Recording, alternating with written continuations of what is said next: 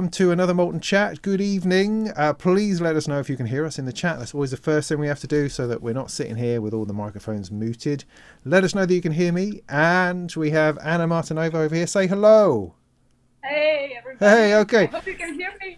Yes, let us know that you can hear us both, and then we can crack on with the awesomeness of what will be this evening's chat. Going to be chatting about, I don't know, brands of patch cables, perhaps.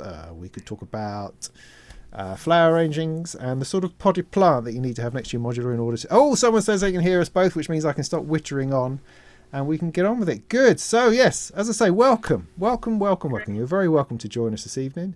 Hope you stay with us. Hope you ask lots of questions in the chat. And I'll just kick off by introducing Anna Martinova. She is also known as Tulpa and Dusha and is the head... What would be the word? Headmaster, headmistress, head person, the founder of the Modular Moon School of Modular Synthesis. So, let me ask you first of all, how are you doing? Tell us how you are this evening. First of all, thank you for inviting me. It's really it's significant that you invited me to Molten Modular, and I'm doing okay. Of course, these days is this crazy pandemic. It's it's hard not to mention, but I can say we're doing good relatively to given circumstances. We're doing okay, so we're continuing our work. We just accomplished the cycle for students. It was cycle number 4, so students got their diplomas. So all right, someone. Hello. Right, my mum's just calling, right? Hang on. Just a second. No worries.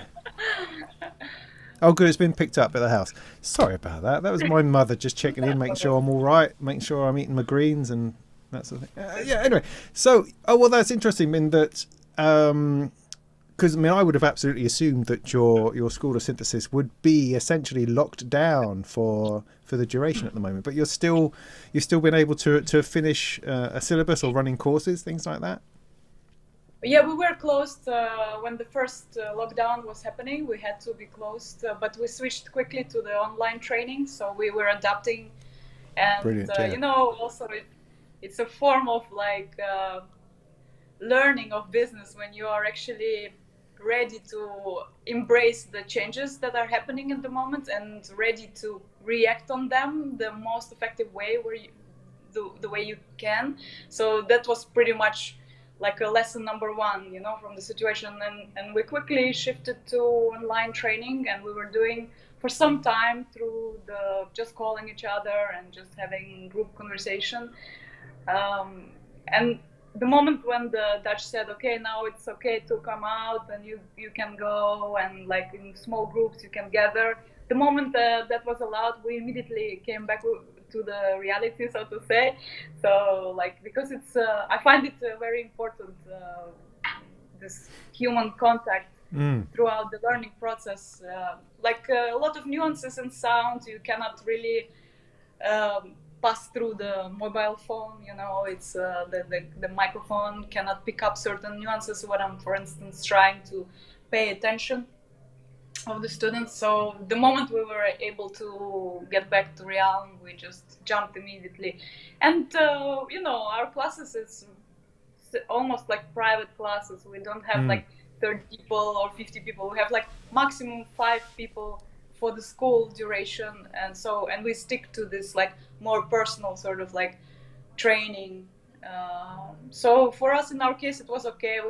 We could distance ourselves from each other and clean hands and follow the rules. So luckily, we could come back pretty fast. Yeah. Well, that's excellent. Tell me a little bit about how the school functions. What sort of? You say you have about 5 people in a class, but is this a daytime thing or is it an evening class? How does it work in that regard? So the school is a sort of evening school because most of our students either have work throughout the week, so we count on that, and mostly we have people who are having salary and steady work, so we also have to make sure that they have time and energy to come to learn. So the decision was made to have Friday evening, because before the weekend people are more relaxed and they are more open to perceive information and like very excited about coming weekend. And I know that after the session by us, they go home and they patch and they try and they have all this energy for that. So that was decision number one, to have classes every Friday. And decision number two was to do it not in a... First of all, of course, we created this the program. So that is like a crucial aspect, because people come to us without any experience. Like, we deliberately made it open for people who never had any experience with modular. Right. Some students were like not even trying music. One person was from China, where was completely also on top of the whole learning process. There was no, even the language was like kind of like slightly a barrier, but so it's the language of music, the language of modular, man. You know, that's all we need. Just need a patch cable and an ear. You know, they pick it up. Great. Yeah, definitely. But yeah, so that was kind of like, so we follow certain structure and we take time for every aspect. So let's say this Friday, 3 hours VCO, and then we start to do everything related to that, like patching from very simple steps into going into control, like a signal modulation, and explaining, okay, there is also pulse width, and there is this nuances you need to know about it. So we kind of like, that was a rule number two, is to take time, to take it slow, so to say. And that's so we have entering, we create every cycle, every 6 months. Now I shift for the next round, I made it 5 months because I was overloaded, and I was like, okay, one cycle is finished and there is next one, and then we are running, and like something is wrong in this picture, you know. So I was like, okay, let's squeeze it a little bit for 1 month. So I have 1 month to take a breath and like do music also, because it takes a lot of time when you organize things, and when you like have to take care about like, you know, make sure that the accountant received all the information in time, and things like this, you know. So it's a moment you're like, okay, I am afraid to become a shoemaker without a shoe. So like, okay, let's balance this thing out, you know. So, but it's working out all right though, is it? I mean, because I think we first spoke to each other a couple of years ago when you, I think, if I remember rightly, you were sort of floating the idea of the Modular Moon school, trying to see whether you can get it off the ground, the best way to fund it, that kind of thing. And I came across it through my work on Gear News, and I sort of did a little article about what you were doing. It wasn't entirely successful at that point, but you've certainly brought it forward. Do you feel that it's something that's growing? Do you think it has space to go? Oh yeah, absolutely. From the point where that was at 3 years ago. 3 years, yeah. Basically, how it happened. Everything is in Holland structurized, and back in that time I was a single parent officially, so I couldn't have a business. It's related to the regulation inside of the country. So in order to have a business, to become entrepreneur, you have to enter into certain program that lasts about 1 year, and they teach you how the cookie crumbles. And at that time, I was my first idea was actually a modular cafe. I wanted to open like a cafe place, nice, and then have like a gathering spot, and people have a coffee, you know, have chat, and then we have workshops, and then we have this and that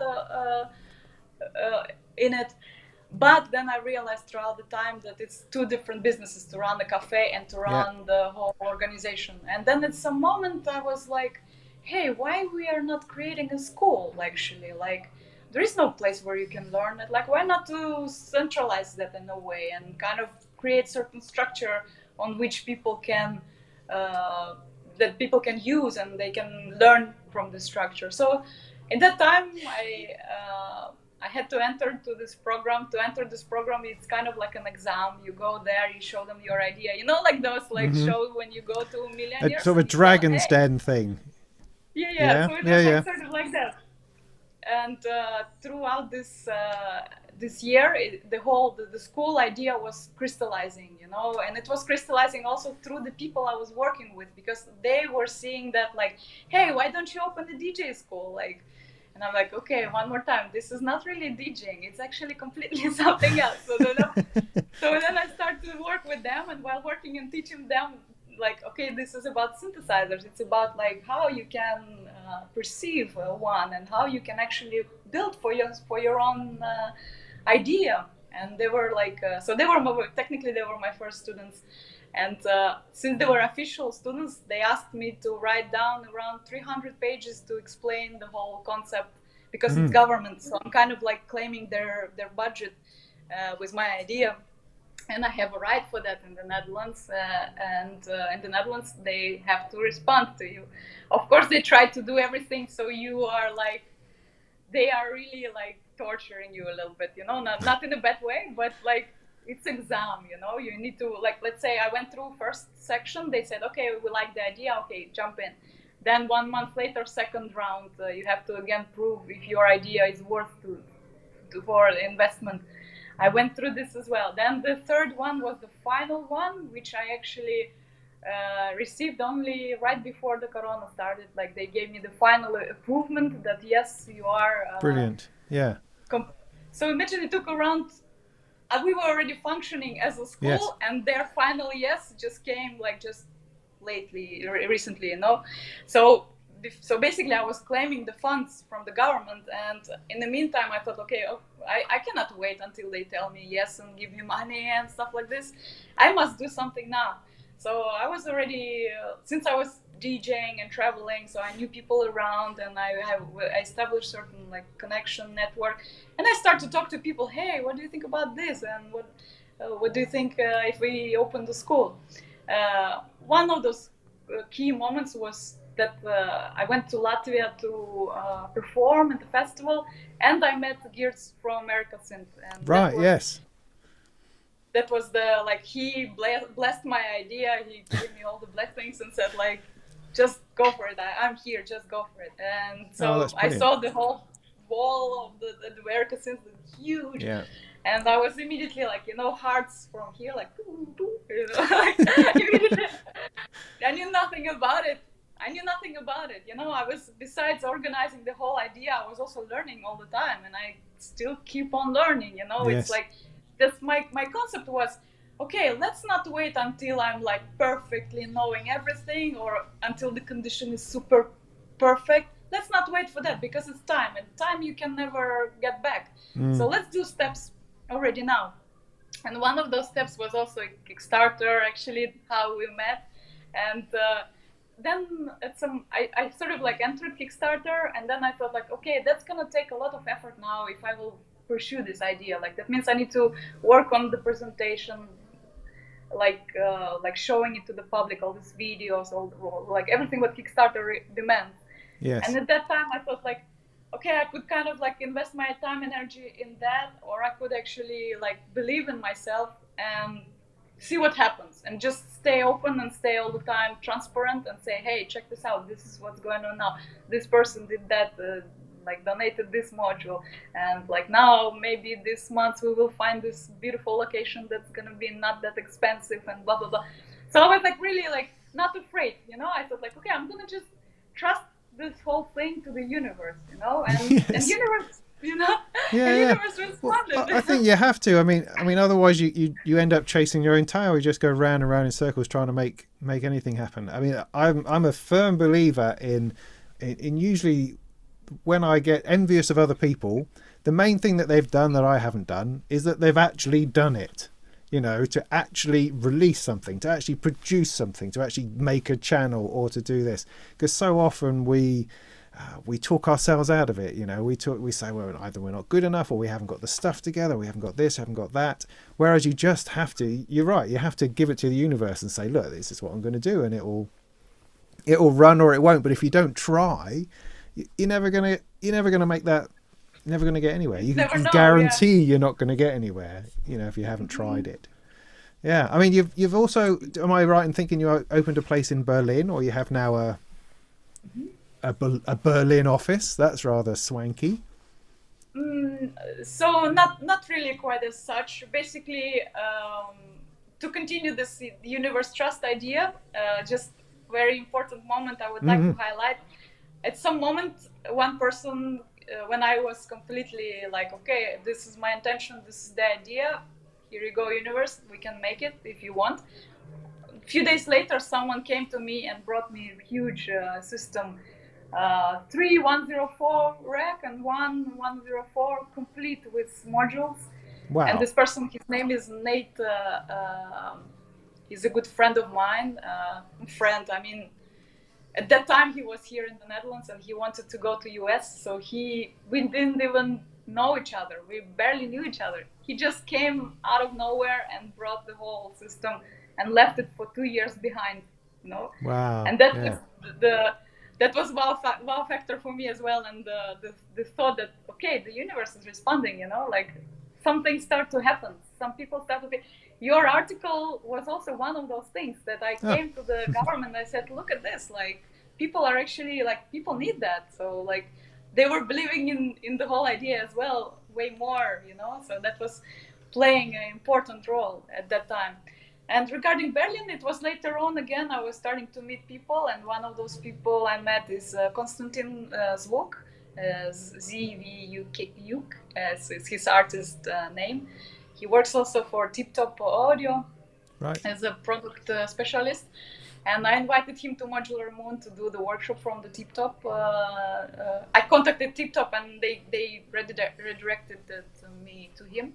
Yes. And we met and we start to talk and I say, hey, check this out. Like, there it is. Like, if you want, you can as well join the vision or do it in your own terms. But I think it's important to give people, to open the door for people.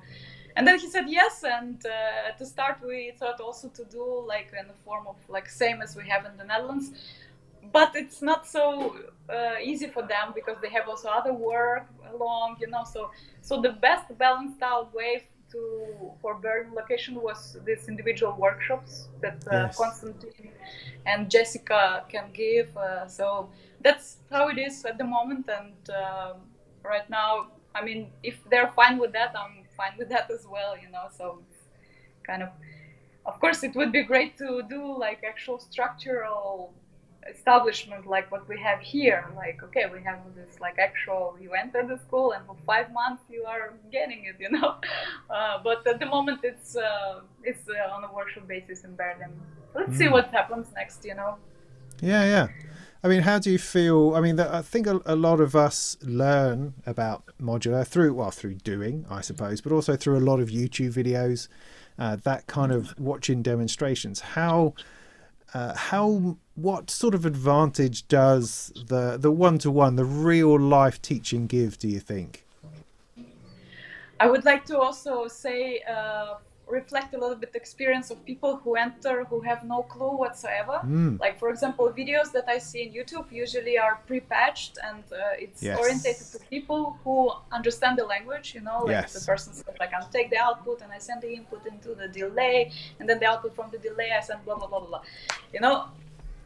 I would like to say, like, from 2 years of contacting with people who want to and have no clue, for them it's difficult for them to pick up from that point. They just see like one brick full of cables, and they're like, okay, someone is talking some interesting language, but it's super interesting, but I can't get anything. So like my conclusion was, and what I started to train myself as well, is to start and explain patch from zero. Like, so I show the system. It's completely unpatched, everything, and of course, beforehand, I show them, okay, look, this is actually blocks that you are operating with, and you are the person who is like defining how the signal flow is gonna go.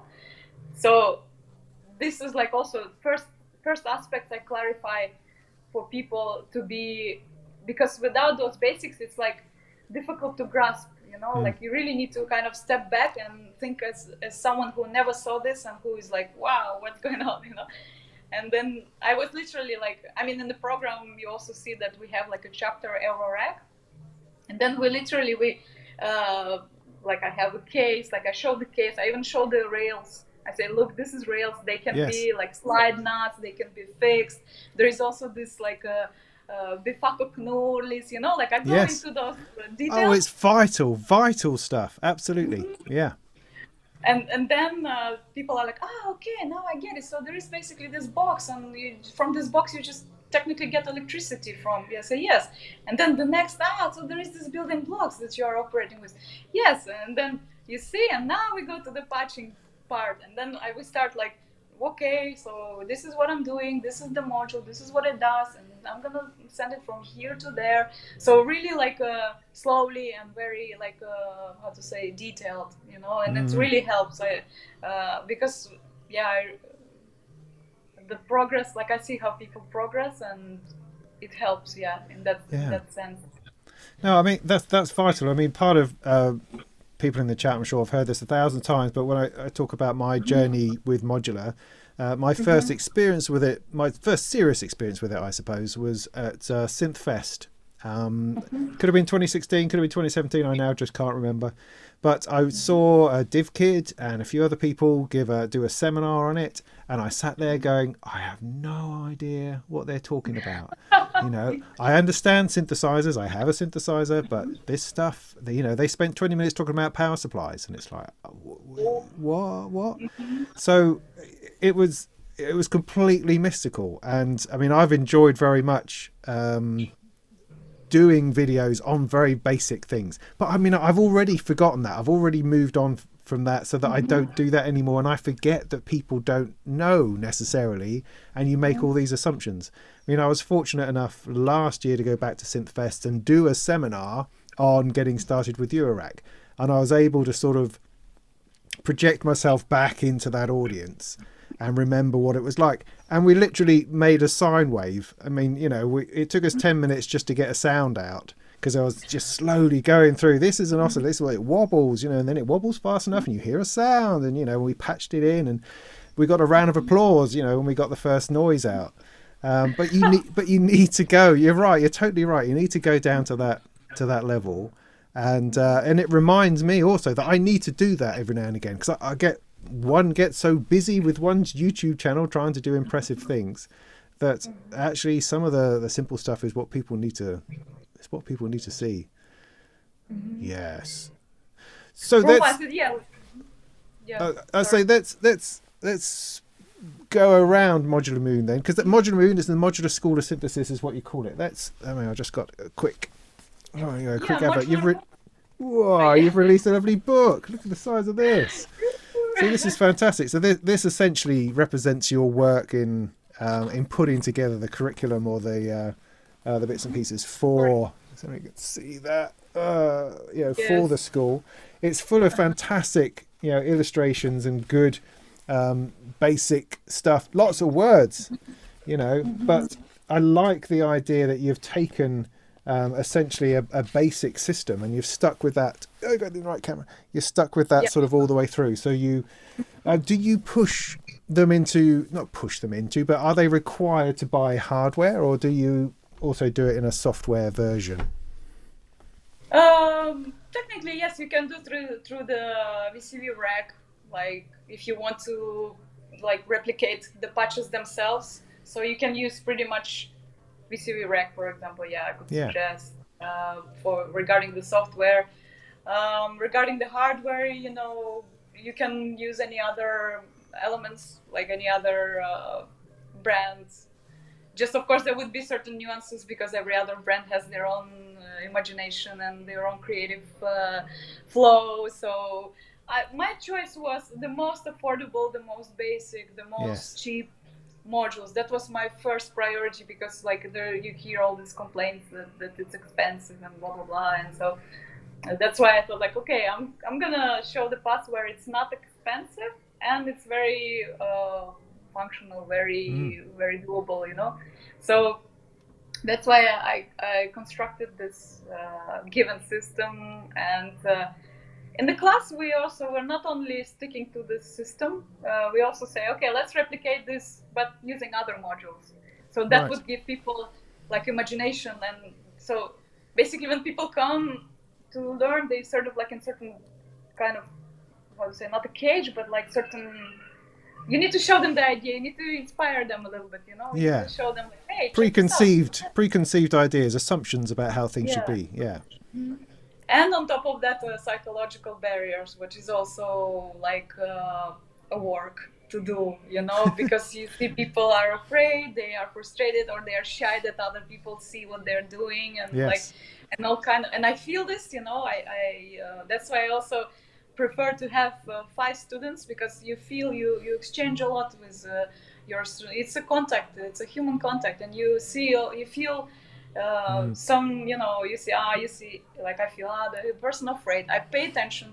I say, okay, don't be afraid. Like if I notice this, so I'm like encouraging a person. Don't worry, no one's gonna bite you. No, nothing's gonna be broken or whatever, you know. So it's a little bit, yeah. It also involves the psychological Yeah. work and.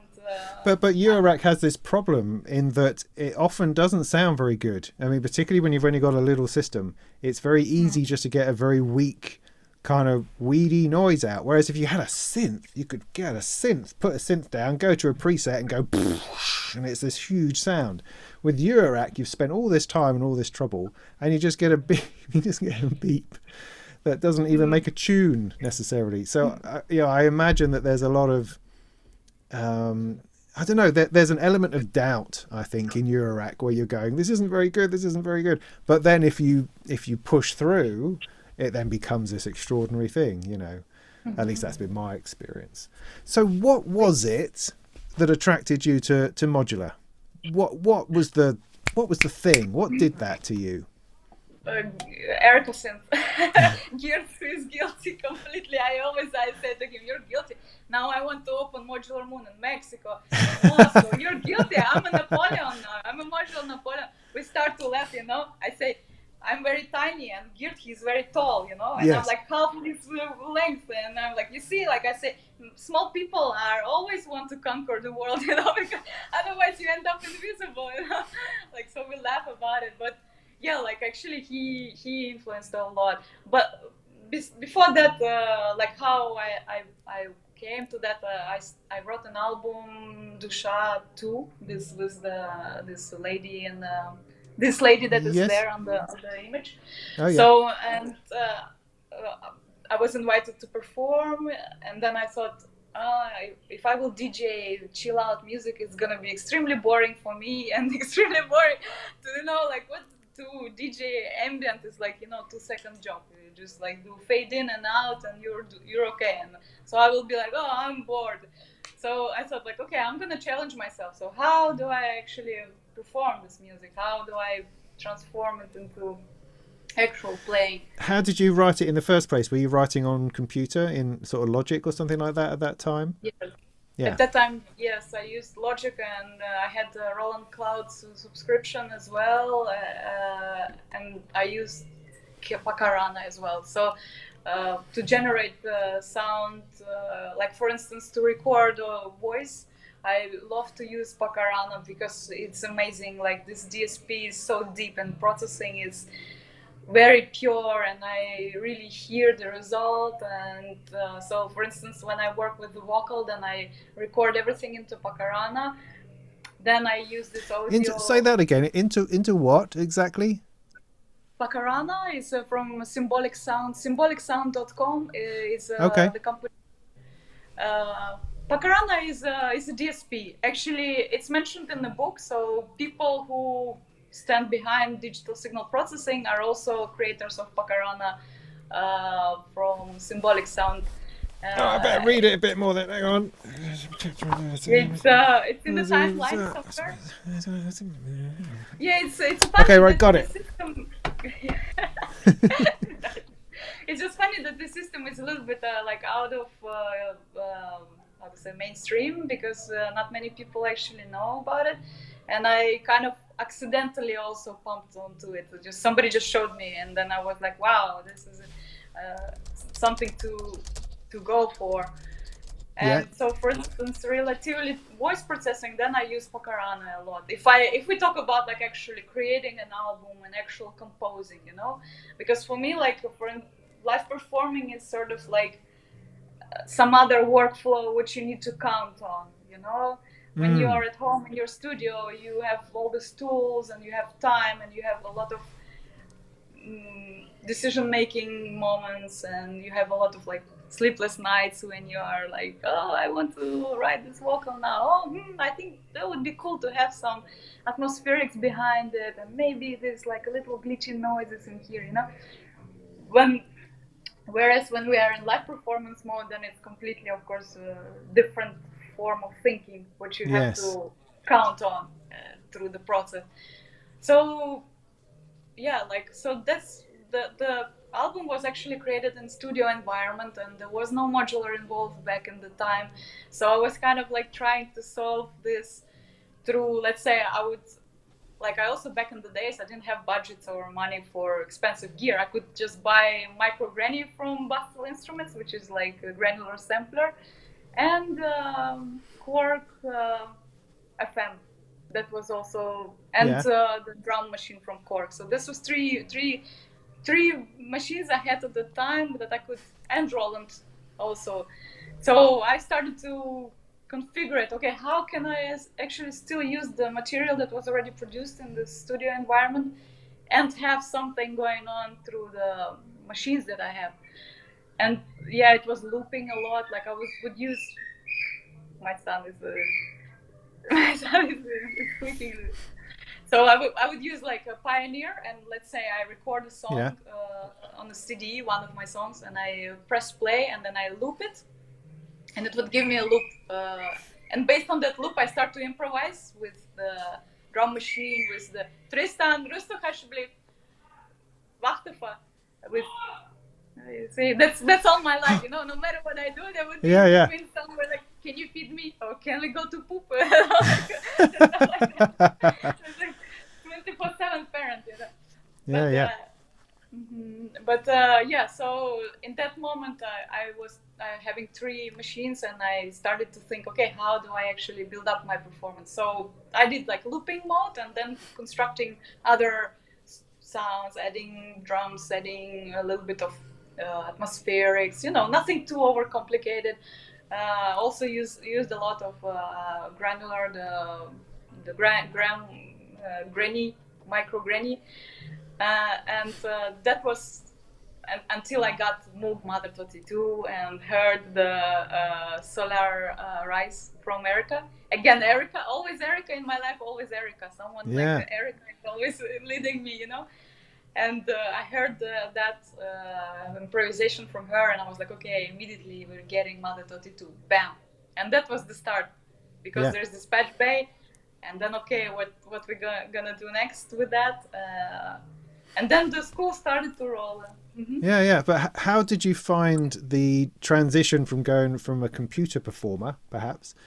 How did you, how different did it feel once you started playing with hardware live? What was that experience like? It is very different, because when you are working, you sort of like predetermine the sound. And in modular, there is a lot of unknown that is waiting for you ahead, you know? And I often compare it to jumping from the cliff, you know? You're like a kamikaze, like, hey, and you fly, and then people jump along with you, especially if you're performing at the party, you know. So you kind of like, you understand that you are constructing the journey now that people will have along with them, and they will also follow that path, this audio path that you are creating for them in the moment of time. So of course it is absolutely kind of different perception. And what was in the beginning a bit frustrating is this expectation from the computer, where you are crystal and you sterilize your track and you made all the equalizations, and you know, it sounds so crystal and fine, and every micro step, and you place there this micro step for a reason, you know. And here is completely different reality. So it was a lot of again, psychological job on like letting go of these expectations of it to be like sterile or like pre-master track. You know, I have also 20 years of DJing experience, so imagine it was also this part to kind of like disattach myself from, because when you DJ, you deal with material that is like mastered and it sounds great. And here, besides creating the content, you have to also make sure that it sounds good. Yeah. And at the end point, before you go to the stereo system, so that's like something. It's like a muscle. You train it. That's the only way how you can kind of reprogram yourself to function that way.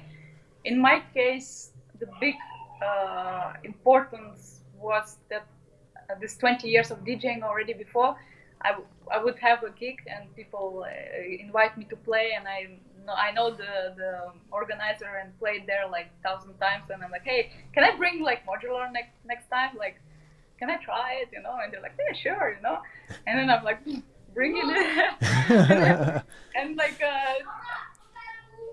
this is what I mean. Like now I need to help my son very quickly. If no, you go. Yeah, I'll tell everyone a story. Yeah, please. I'll be right there. Like, just I apologize. Yeah, well, this evening's beer is Piston Head, brought to you by Piston Head. It's quite nice. I quite like it. Quite like the can. Somebody asked me how much of a pint of IPA here is over here. I have no idea. I've got a young family. I haven't been to a pub in 15 years. because that's what kind of happens. So yeah, I'm no helpful at all in terms of pub prices. But there you are.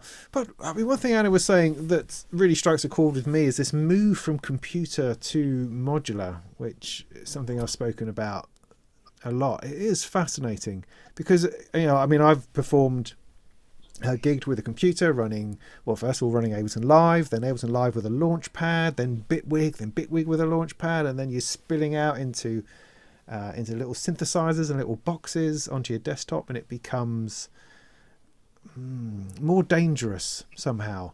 There's a danger. Just sort of talking about how the movement from computer to hardware had a very similar experience. You know, you're running gigs on a laptop, and then that just becomes dissatisfying. And then little bits of hardware start popping up. A drum machine, a groove box. I've got a circuit, an Ovation circuit, sort of first thing I started on. And your live performance suddenly comes alive. You're no longer sort of frowning and focused on your laptop trying to read things what's going on. You're suddenly going, oh my God, I don't know what I'm doing quite. I'm pressing this and pressing this and this. And it suddenly feels very up and open. But then...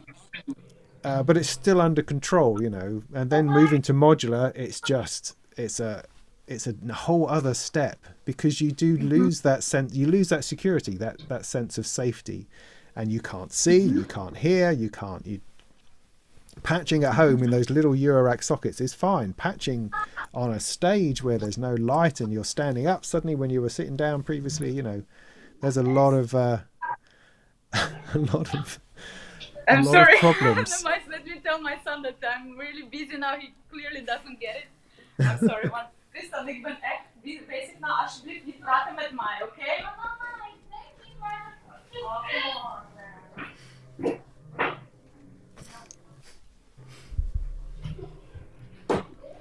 Okay, I apologize. No bother. So I was going to ask, what was I going to ask? Oh, yes. How did your crowd, because you have a following already, how did your crowd react to your change in format? Pretty okay. Like, I don't know. It was like, you know, it was not like an immediate transition. It was, I'm still DJing. Like, I just played like a couple of months ago, like when was the Solstice festival, for instance. So it's for me both activity, like, so sometimes I get bookings as a DJ and some other times as a modular, and we just specify, okay, this time it's going to be this or that. And so this transition was kind of like smooth, because I was already also showing the videos, showing the patches through Facebook pages, and so people were pretty much like they got used to it, you know. So of course it's technically like, after playing 20 years, I play psychedelic trance music. If you know this genre is very complex. It has multi-layered compositions are have all these micro sounds. Change every 4 bars is crucial, and all this. It's studio made, like completely fine and polished music. Whereas the modular, of course, is way open. Yes. My way out from this expectation was, I would say, I'm still searching how to perform dark progressive in modular domain. I'm still searching the technical way out of this, because certain things what people get used to here in dark progressive style, all this like like the kick and bass line is very vivid, very like dynamics is crazy, and like, so for me, how to get to the point where we will be able technically play it in real time, having in mind that you have just 2 hands Yes. to change any parameter. Absolutely. So I'm still searching for this combination. So I was thinking, for instance, that like a tracker could overtake a lot of this responsibility, like to make complex loops on the tracker, and then add modular for leads, for like tweaky sounds, for all these like noises and all the middle part, so to say. So, and then add another maybe keyboard machine to create atmospherics. But that was one of the kind of technical conclusions when I came into while searching for like, okay, how am I gonna play dark progressive with my studio setup with my modular. And so I'm kind of still in the search for that like perfect combination. And also, how do you move from one theme to another? Often with a patch, you've got one thing, well, not one thing going, multiple things going, but it's all hanging together by itself. How you then shift all of that, to another track, to another feel, to another something else is, unless you can just go whoosh and put up a whole other modular, it's difficult. That takes a lot of skill and thought. I mean, the other thing that springs to mind is collaboration, I suppose. I saw Stroma play last year. These 2 guys, one of them's looking after the bass and melody, the other guy's looking after the percussion on this 2 huge racks. That was fantastic, the way that they were able to interact and also focus on doing one thing rather than trying to do everything, because it does... Eurorack does tempt us into the idea that we can do it all ourselves, I suppose, which is one of the attractions as well as one of the difficulties, perhaps. Yes, it's absolutely a challenge for the brain overall, and I always say people who do modular will never have Alzheimer, because you have to all the time learn, and you have to all the time. It's like a muscle, It's like you need to train it all the time, and like now I was a bit not patching for like because of Corona, and you feel this motivation, and you feel this I think a lot of people can refer to that right now, so, and then a couple of months and you're like, oh, forgotten this, it's like the brain it needs to be all the time, the synapses, they have to be fed all the time with activity. And I would say modular is absolutely the place to to do this kind of training, so to say. And regarding the theme change, this was an interesting question. I love this question actually, because it's also part of the curriculum, and there is a technique. I called it multi-layering. Multi-layering, and we took a given system, and we took Erica Synths Pico, and we were showing how you can build up your performance, multi-layer your patches. So I advise to group patches. Let's say you have one group and you created certain melody out of it, let's say, and then you create another group and you create a melody in hang on, I seem to have frozen. Hang on a second. Yeah. I see. Why is that? I don't know. That's interesting. That's never happened before. Let me just turn my camera on and off again. Sorry about this. That's no problem. What is going on there then? I will read some. Maybe someone is asking something. I think my camera has crashed. I've never had that happen before. No! Oh What's going on? Weird. Must be too hot in here or something. no! Yeah, frozen modular, they say. Yeah, I look very serious. Yeah, no, I know I do. What's going on with this thing? I don't know. I don't know. I wish I could tell you, but I'm bad with this, like streaming and. Yeah. Oh, just gotta. How do I get the? Sorry, there's no point me asking you questions at this point. Okay, that's that bit. Where does this bit go back? There we go.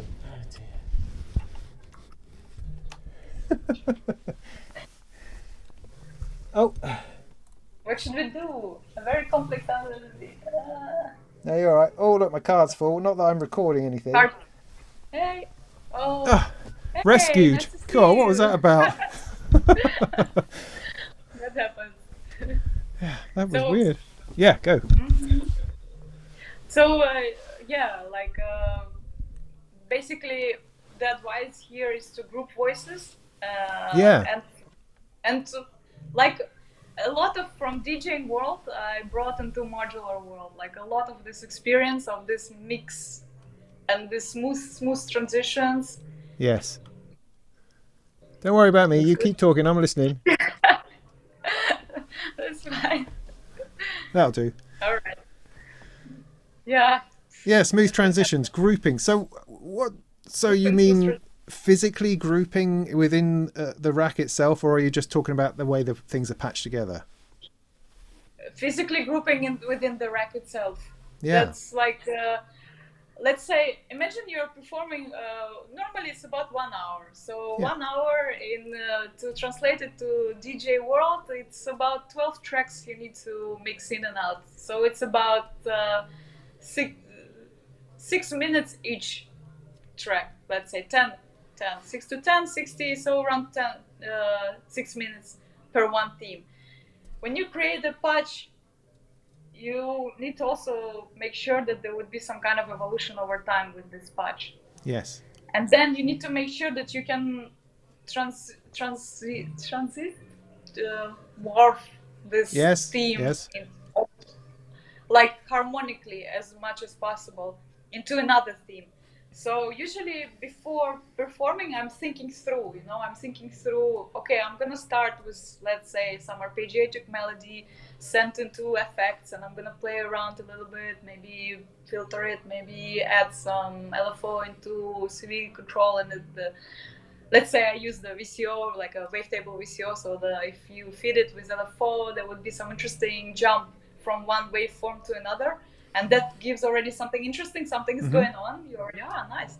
And I also suggest a lot to feed your melodic parts with some maybe samples, I call them diamonds, like throwing diamonds. Because let's say I use this bustle, so there is a knob where you can literally throw a diamond in, and then that would be like now, for instance, we hear the one part of the song that I wrote 2 years ago, and I just cut the sample, and then I would drop it in, or maybe I would pitch it down, musically throughout time. So, it's like a guitar. Like when you have a guitar, you cannot do all the time like this, you do all, kind of. Yeah, like absolutely. This. Yeah. Yeah, so I'm with you 100%. Yeah, and so the same, you need to approach the modular in the same way. It is a musical instrument, and recent discovery was I made a patch, just sent some algorithm into the VCO and some nice Gianni style, and then it's also again Erica synth VCO. And then just by shifting from bank 1 to bank 2, I was like, wow, that's cool, because banks are reading another waveform, and that creates interesting, suddenly it becomes musical. Suddenly you're like, oh, that's interesting. So, or for instance, I also show to students work, these knobs when you switch between octaves, you know, for instance. Yes. Even they can be a you know, and you can manually do that in certain moment when you feel it, that okay, now it would be cool. You kind of like predict the melody, you know, you listen to it, it becomes you, and you start to play with it throughout time. So I think through the beginning, then I say, okay, then there would be time when I would add defam, because now it's time for kick to start. I'm focusing only on dancing music, and I want to perform only dancing music. Sometimes I do ambience and stuff like this, but for me, honestly, it's boring, because after 20 years of like full power parties, you know, like it's hard to play like ambient suddenly, you know. You expect people to have power dance, and you, as when you DJ, when you see this like opening up on the dance floor, you see this flow, you see how people are, you know, healing in front of you. They drop off all this tension, and you know, after 20 years you still want to kind of have it again and again, you know. You kind of like become a bit how to say, addicted to this exchange, to this energy exchange, you know. And of course I brought it all into the modular as well. And first things I was like detecting, okay, is this module useful in live performance situation?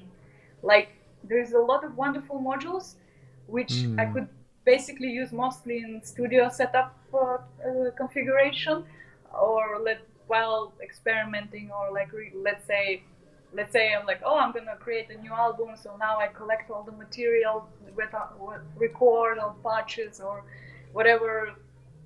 Maybe sometimes you watch a movie and someone is saying something and you're like, oh, I definitely want to like cut this and put it into the modular, you know. So you collect this material. So some modules, they would be like very great for this kind of work. So there is another type of modules that are like live performance adaptive, so to say, because during the live performance you have just 8 bars to change something. You know, 1, 2, 3, 4, 1, 2, 3, change. And you are also like an exam. Every time you are like at an exam, you know, will people like it? Will you suddenly maybe jump in level and everybody will be like, no, you know, or, you know, if anything can happen. The worst thing usually is people just wandering off or having conversations amongst themselves. You know, you're sweating at in front of this machine, trying to wring emotion out of it, and everyone's just buggered off to the bar, you know, and just ordering and their in food.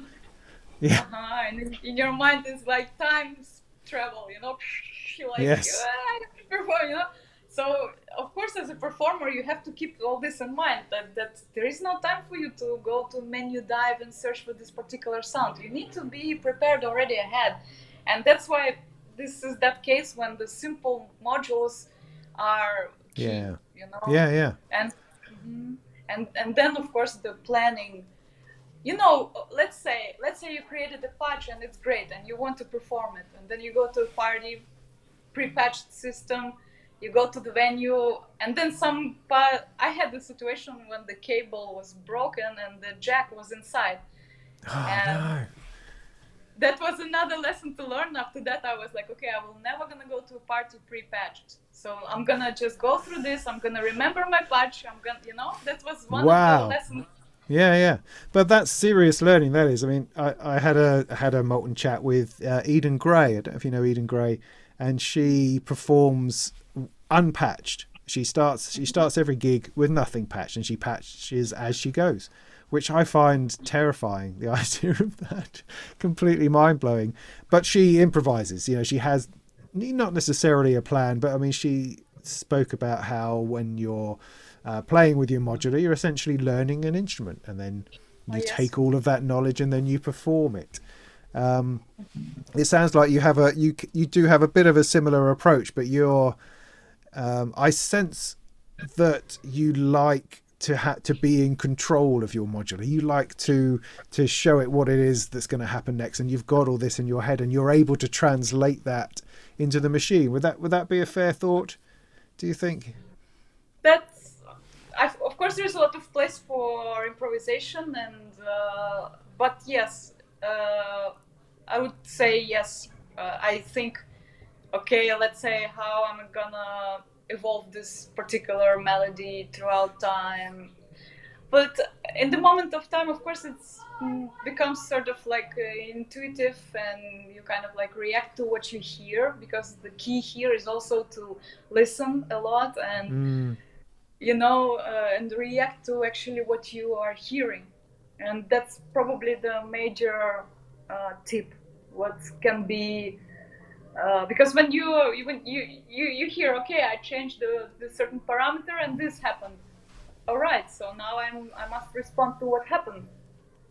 So, and then you kind of like, it's a moment it becomes like riding a bicycle. You're like, even if you made a mistake, you are like, okay, repeat it a couple of times, and then it's not a mistake anymore.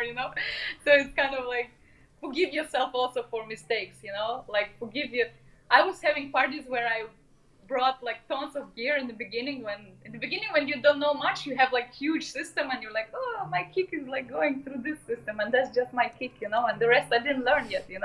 So it's kind of like you carry a lot of like gear, a lot of heavy stuff, and then at some moment, like one time I had a performance, I was completely mono, like, and the cable was broken, and the guys were adjusting speaker set while I was like performing, just to make kind of to hear it nice.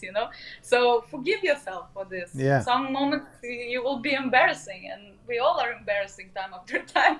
Just take it easy, like, and I think a lot of people also, it's again the psychological fear of like to perform, and like how many dreams I would have, like when I have to perform and I cannot find the patching cable, and like I wake up and or cannot see my CDs and stuff like this. So it's again like trust, I guess. And of course you will always be stressed before performance, of course, so it's just a part of it, and accept it. And like, yes, it's okay to be a little bit embarrassing sometimes. Yeah, That's okay. it's going to be inevitable. It's something I think we have to embrace in Eurorack, certainly, because I mean it's quite funny in that when you have synthesizer meets or modular meets, people get together and do stuff, and it's bumbly old nerds like myself who are sort of playing around with these bits of gear. We're embarrassed to be out in public, let alone to be performing in front of a crowd and expecting people to appreciate our music. It's that there's a massive sense of embarrassment, I think, around the whole thing, but at the same time it brings us out. It absolutely brings us out, and it lets us to step out in extraordinary ways, because we enjoy the way that these signals flow about, and it's fascinating. And you go, look at this, and you want to show it. There's all of these swirling emotions around Eurorack that makes it so ultimately fascinating. Now, somebody has asked in the chat, and I really meant to get onto this at some point, for you to tell us about your Eurorack. Tell us about the rack you have in front of you. What are your favourite modules? What do you like to use? Not everything, but your choice stuff. What's your favourite things to use? Yeah. At the moment, basically, my goal was to construct a little transportable studio that will be able to produce ambience if I want to, that will be able to produce minimal techno if I wanted to, and it would be able also to pick up my voice if I wanted to record some, and I would be able to have a little laptop with me and kind of like have this transportable system that can be, because I travel, and this year not, of course, but mostly my goal was to have this transportable, yet again mobile, light enough that I can put it into the suitcase and stuff it with my clothes around, and give it to the cargo, and not to worry that I have to have my system locked, and like not be afraid that they break something or whatever. So like I had like engineering basically task to have mobile system that would be able to produce certain amount of sound, certain type of sound, and it must have also amplifier to record my microphone, to have my voice recorded, and have a little sound card, modular ES8. Everyone knows expressive burst. So I managed to come to that point actually just recently, because like the last one was ES8, because it was on my wish list, and then the wish came true. So yeah, like basically I call it advanced drum machine, because I do have quite powerful sequencers here, like so I can control the patch on the go, so I can see all the steps. I don't record anything into it. It's always clean. It stays all the time clean, because I'm lazy, and because also like when the moment I have some kind of pre-configured pattern in it, I feel like something is holding me, something. So maybe it also refers to my character, because your character reflects a lot in the system that you have, like and how you want to build up your performance. So in my case, I try to keep it as free as possible, like as improvisational as possible. So and then so what I mean, just to interject. So what sequencer is it? Is it the Tip Top sequencer you've got over there? Tip Top circadian rhythms, yeah. Like, yeah, that's the fella. That's the fella. Yeah. So and you're using that to create drum and percussion patterns. Yeah, that's that's a trigger sequencer essentially, isn't it? Yes. Yes. Yeah. Exactly. Yeah. Okay. So it's triggering. Also, then I have sample-based modules for drums. Hi-hat Right. from this hi-hat was a gift from Patching Panda, and he wrote behind it "Keep rocking Tulpa." So because of that, it's like my lucky module. So I always have it in my system. It never changes. Then of course a lot of space, kind of takes sub-mixers, so I can subgroup voices.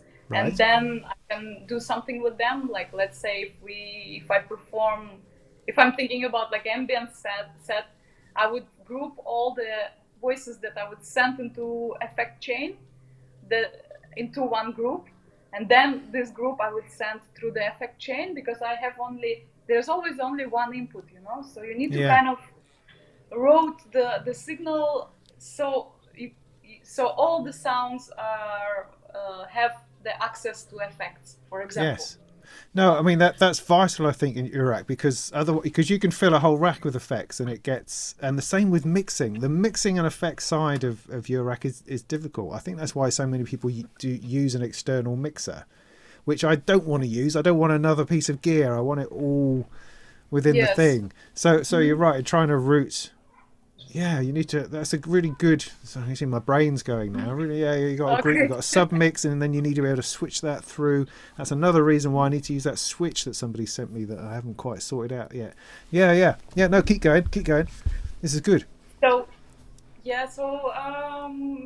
because of this sort of limitations to be able to travel with the system, to be able to also have a oscilloscope in it. It's quite big one I have at the moment, but I got it just mainly for students, and but also I kind of find it the moment the oscilloscope was there, my system kind of started to have life. It started to live. Like, I see the graphics movement. No, absolutely. It's really interesting seeing the waveforms. I find I really respond well to visuals.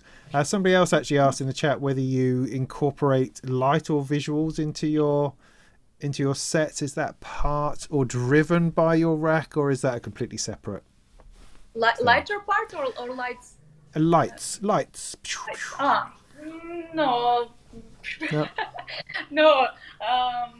No, I don't do any light performance. Well, here's a tip, right? I got into there's this little box called the IZY from Critter and Guitari that they kickstarted a few months ago that I bought into, and basically it's a little box. You jam an audio signal in, and it just creates incredible video projections. So that's like perfect. I can just route something through it, stick it into a projector on the wall at the back, and just let it get on with it. And you can modulate it. It can take CV and bits and pieces. So great stuff. That's what we need. I don't want anything filling up my rack as far as the visual side goes. I want to keep that to sound.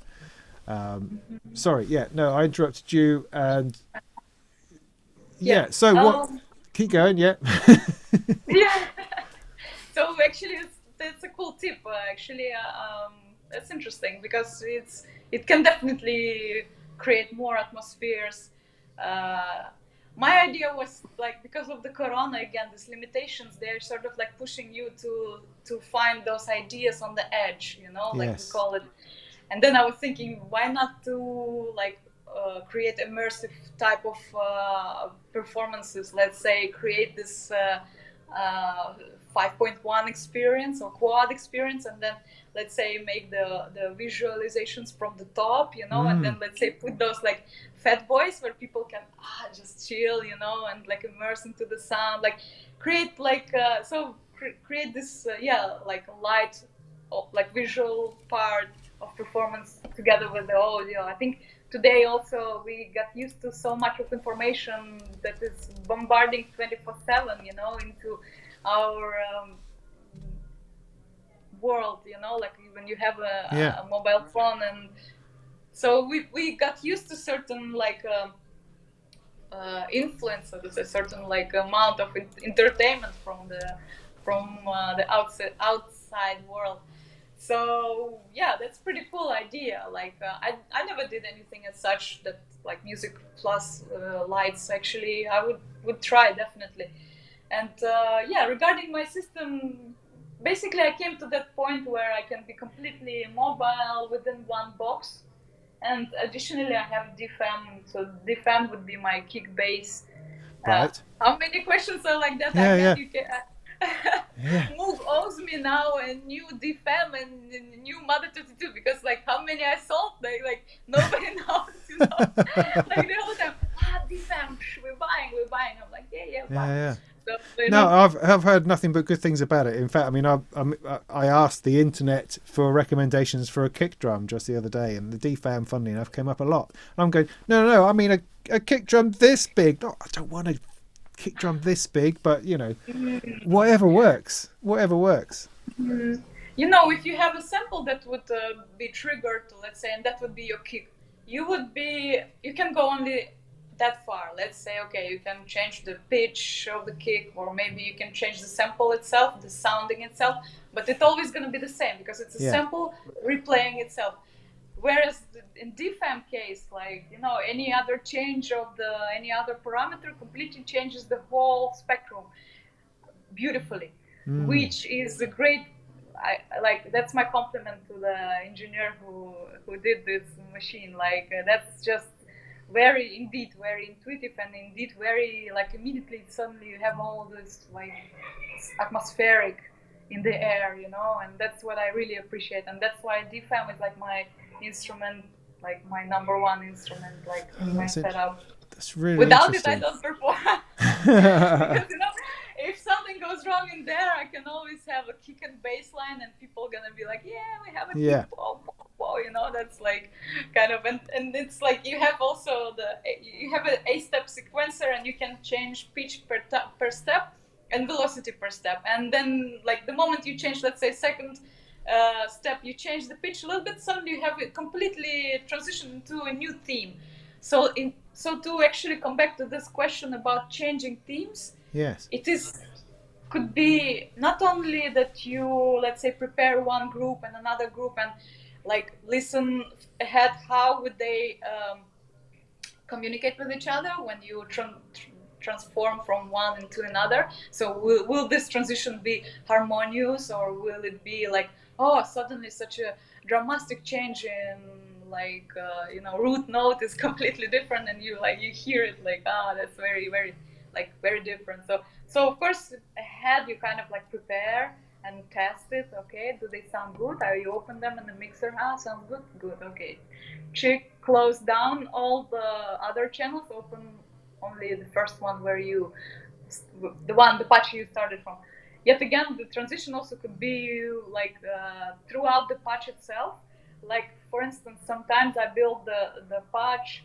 I play techno music, and techno music is repetitive music, and you build up this atmospheric, and you have a lot of time to improvise, and it's very kind of it's how to say kind atmosphere, like even so you don't have to be worried too much about it. And so lost the train of thought.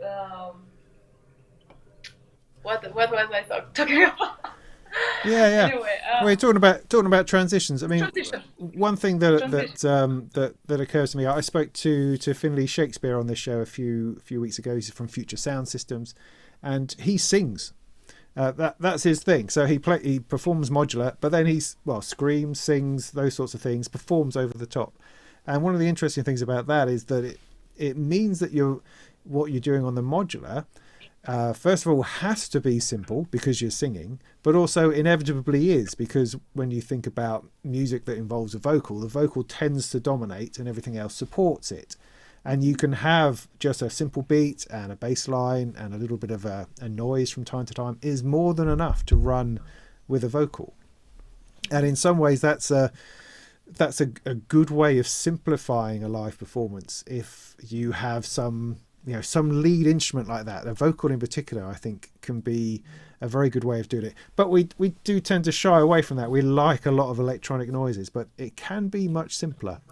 But also, I think there's a fear in that you're trying to fill the space as much as possible because you just want more music, make more music. There can't be a gap. That would just be a disaster, which of course, again, it's just the fear talking, really. But, it is, absolutely. Yeah, most of our life is fear, actually. Most of, our life is driven through the fear and love, and the question is what you will choose, I guess. Also, love is sort of a trust. And fear can be also, I don't know, it's a philosophical question, but I mean, regarding the performance and regarding simplicity, what you also just mentioned, yes, it is absolutely advised. I always say, sometimes some student approaches and you see he has entire wall at home and he's like, oh, I don't know what to do with it, Yeah. And I always advise to, okay, let's say if you want to do performance, let's configure a system that would be in your attention field. Your brain is not overloaded, it's not jumping from one tool to another. Oh, should I try this or should I try that? You kind of limit yourself to, let's say, I perform techno, so what I need a kick, I need a bass, I need the middle part, what is usually samples or some simple melodies, hi-hats, drums, percussions. So, a couple of effects. So basically, you can already write down on the list what tools you will be using in your configuration. So this is where I usually advise to students, okay, you have this big wall, it's great.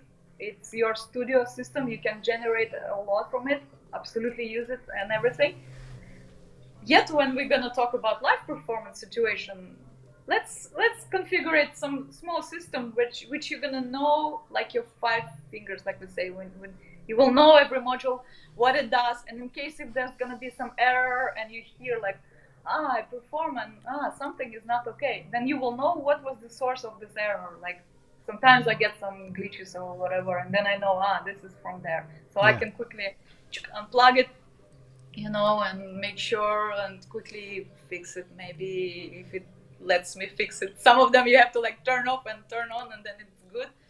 So in that case, then I'm not counting on that module and focus myself on other devices. And so I advise to kind of the thing is, I noticed that the brain is kind of this attention span can be to a certain level, so to say, it's limited at the moment of time. Many factors are important.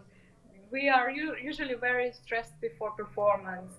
I never eat, or I only drink water. I can't even eat, I don't take any drugs, any substances. It's work for me, It would be weird if I would go to a dentist and he would be high or So for me, it's the same. It's work, and often you perform late at night, 4 a.m., 3 a.m. So you're up all this time. So you might be tired. Maybe you just jumped from the plane and something was happening along the way.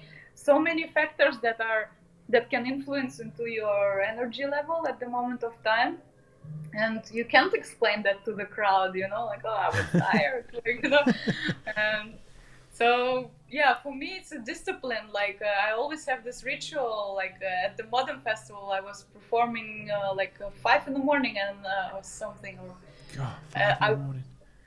I woke up. I went to cold shower. You know, it's a festival. It's like super ice cold water. At the night, it's even double colder. You know, but I have my ritual. I stick to that.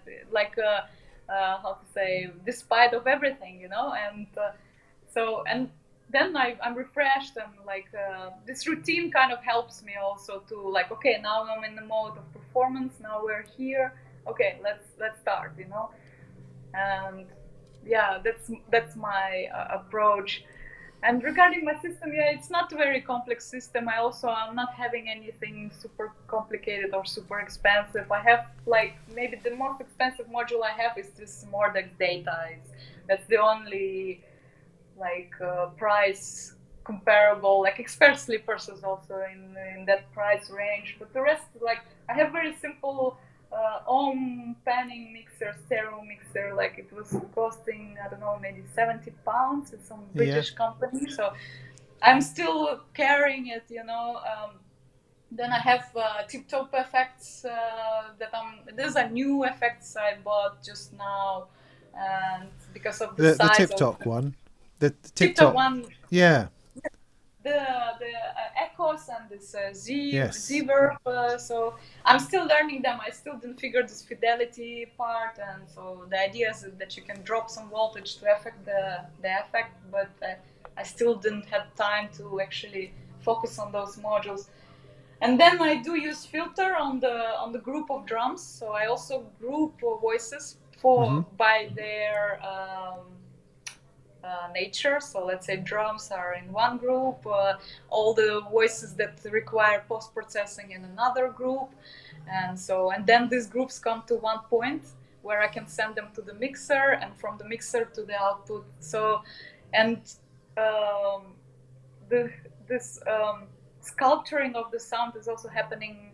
Like I have Mother 32, and it's quite, you know, I can shape the way the sound inside of it, and I can filter it, and I can make sure that it's not too bassy already ahead. So I kind of like do this pre-work with the voice itself. So I Yes. take time. Let's say sometimes I'm for hours and hours. I'm just okay. I'm gonna now filter out some proper kick and bass line for myself on the DFM. Make study this patch. What will happen if I will open this or that parameter? How the sound will behave if I close the VCA down, or if I open the resonance? Or so I kind of like I take time.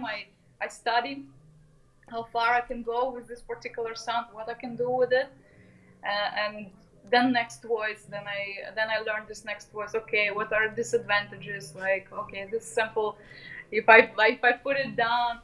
Another rule also not to have like more than 8 samples in your sample banks, like, and know them by heart, like, because throughout time, that's Yeah, yeah. no, sorry, Sorry. I don't mean. I mean, I'm laughing along because this is extraordinary. I mean, it's amazing. What occurs to me through listening to you talk about it is that there's a difference between someone who performs and someone who fiddles about at home. You know, and that ultimately is practice.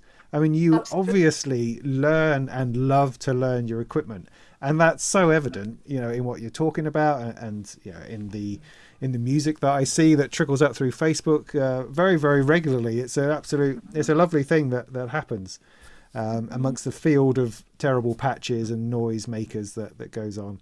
But yeah, sorry, I was saying that yeah, those of us at home, we're overly ambitious. We're trying to create these huge soundscapes after spending 5 minutes with something, or we've just unboxed it, plugged it in, got a video up online, you know. Whereas, you know, you're completely right. You've got to spend the time learning the voices. I mean, the fact that you say you only need 8 samples in your sample player, and you need to know them. I mean, of course. I mean, that's obvious, but that's not what we do. We pack in 100 samples, and we're Yeah. squidging through them trying to find the right one. We make it all far too hard for ourselves. True. No, that's you know, that's, I mean, it's also evident in the fact that you're running a school of this, because you want to demonstrate that learning this instrument, this Eurorack instrument, will reward you enormously, you know. And that's very inspirational. I think that's awesome. Shall we, just for a moment, I've got something queued up here, which is something you uploaded earlier, I think, if you don't mind, just to give people a blast of something that you've done. I have no idea whether it's representative of your music as a whole, and I've no idea that it'll work, because this is always a bit of a dodgy area, but I'll give it a go. Hang on, I've just got to find where my mouse is. So with a bit of luck, we can still hear you talk, and but this is from, I think you uploaded it to Facebook earlier. And now, of course, now I'm not going to get any sound, am I? Why am I not going to get any sound? I'm just going to think about this for a minute, and then I'll give up shortly. Darn it! Come on, there's sound there. So sound is coming through the thing to the thing. It's there. It's not. Oh. See, it looks great, though. I mean, it looks... Oh, darn it, come on, Con. You can do this. You can do this. Let's go into that. I need... No, it's not that. It's visible in mixer. It's making sound. Why can't I hear it? Come on, damn it. See, I can't hear you now. That's a problem. Hang on. Hang on. See, this is what I was saying earlier about I know how to do this.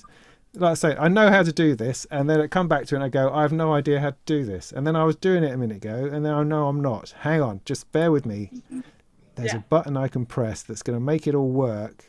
No, it's not. Oh, I need it over here. Okay, hang on. There, that bit, this bit, that bit. Oh, God darn it. So I set this up beautifully about... if I do that, and then if I do... Oh, there we go.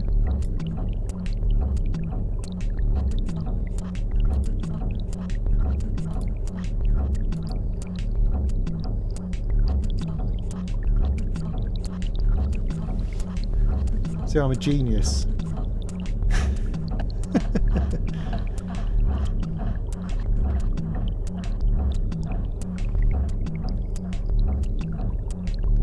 See, now I've got that working. I don't have your voice coming through, unfortunately. But let's just listen to this for a moment, and then we'll come back to us talking about it.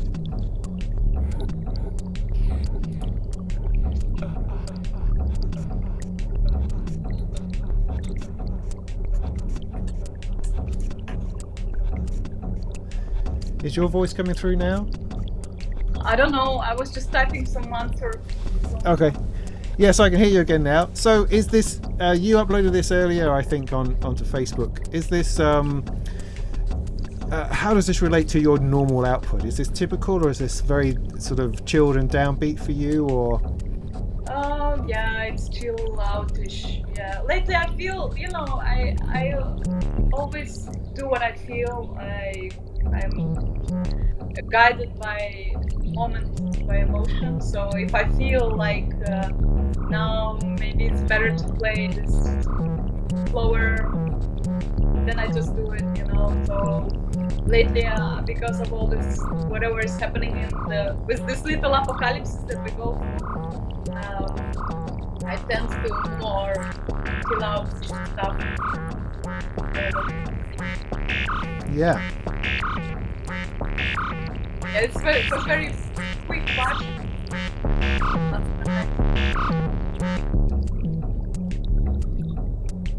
But yeah, let's say, I also adapt. For instance, if I know that I'm gonna play like 2 a.m., so of course I speed up a little bit, and then play faster and rougher, so to say. It depends on the moment. Nice. Did I talk it through? Yeah, I don't know. I think she did. Yeah. Cool. I got that to work. Eventually, persistence. As you say, learning one's instrument, that's always key. And yes. Terrible at that kind of thing. But that's lovely. Yeah. It's like I'm name dropping a lot this evening, but I spoke to Helen Vogelsinger as well recently, and your music is very much like that in my experience of it on Facebook, because Facebook, you scroll through and, like I say, you get lots of patches from people and noises and things going on. But then you get a track from Helen, and it's, you know, this beautifully shot in some strange place, and then so you pause and you actually turn the volume up and go, well, this is fantastic, and yes, been having a nice time. And it's a similar experience with your music as it comes up, because again, it's beautifully shot and there's something happening there, and you are evidently enjoying what you're doing, which is also nice to see, as opposed to being an embarrassed pair of hands that are in front of a rack, or you know, or nothing at all, just a bleepy thing. And so that's also good, and I think that's it's just a wonderful thing to see, and it fills me with hope for you know, the future and continuation of Eurorack, because it can be a very beautiful thing, a very emotive thing, and a little bit too often it's just kind of noise and zaniness. I mean, that's expression too, that's fine, but you know, a little bit of melody and beat and stuff is great. Yeah. Suddenly you have, like, it doesn't even have to, like, this patch from last night was just tip-top triggering drum samples.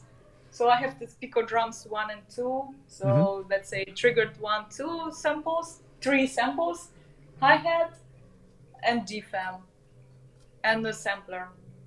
And a little bit of Gaia making this bubble type of sound, because I use the Gaia through the modular as well. I send it through. Someone asked their question. Oh, that's what that is. Hang on. This thing here, that thing at the bottom there, that's what that is. Of course it is. I can see it now that you say. Yeah. It's the Roland Gaia. Yeah, this one of my students dropped it off after I showed him that in Logic there is alchemy, and he's like, "Why am I carrying this Gaia when I can have like VSTs?" And I'm like, "Okay, so you don't like it, and so I will take it." He's like, I'm like, "Oh, great!" You know, it's very cool. Also, through school, you see people choosing their path, you know, and then they're suddenly like, "Oh, I don't need this anymore. Like, I can give up this." Like, they sell it for cheaper price, for instance, an enclosure, and then I say, "Okay, for the future students, we will need this because they will learn from like." I still like the school is still collects the gear to work with. We have some equipment we provide people with, but it's never enough, you know. So we're still kind of like collecting. Like, my idea was that every student gets an individual system, and we started to work in that. So the student enters and gets the book, classes, and the system through the classes. Of course, not permanently, but. And then at first I was like stressed out. I thought, "Oh, we need a budget to buy a lot of equipment and blah, blah, blah." And then I saw not always people are ready. You need to wait until that moment when you can trust them, the system, you know.